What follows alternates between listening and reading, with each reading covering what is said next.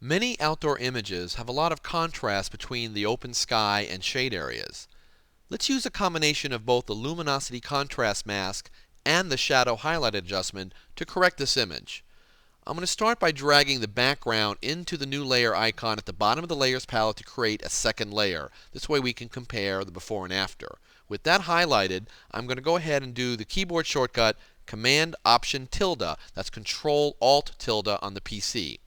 Now we've grabbed all the brighter pixels. The brighter the pixel, the more it's selected. The darker the pixel, the less it's selected. By hitting the Q key, I can see what is selected. The brighter area is represented by the red.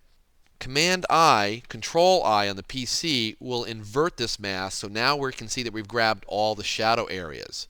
I'm going to go ahead and grab a brush, key letter B, and as I paint with white, I'm removing the red area, which is removing all the areas I don't want to be selected.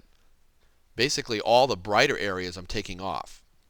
I'll hit the bracket key. The right bracket key will make my brush bigger. The left bracket key will make it smaller. I'll hit the left bracket key a few times, come down here, and I'm actually trying to remove any of the areas. In this case, I don't want to brighten up any of those windows. If I need to, I can go Command L while I'm in that mask and actually isolate it even a little bit more. Hit OK. And now I'm still removing some of these areas. Left bracket makes my brush smaller, and I'm just removing some of these windows so we don't brighten these areas up as we make the correction. Once I have that set, I'll hit the Q key again to get back to a regular selection. Command J will make that its own layer. Control J on the PC. We can see by turning that on and off it doesn't do anything, but if we change that to screen mode, it's going to automatically brighten that up. We're also going to go into levels and actually brighten up the contrast within that area.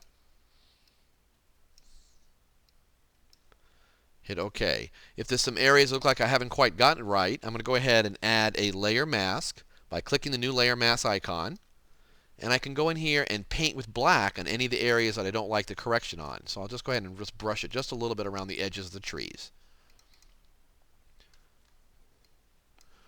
Now that I have the shadow areas fixed, I want to correct the highlights. I'm going to turn off that icon just to remove that for now. And while we're on that layer, I'm going to go ahead and do the new Image Adjustments Shadow Highlight.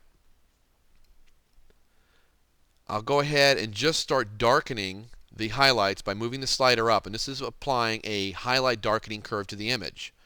I'll take that up to about 30.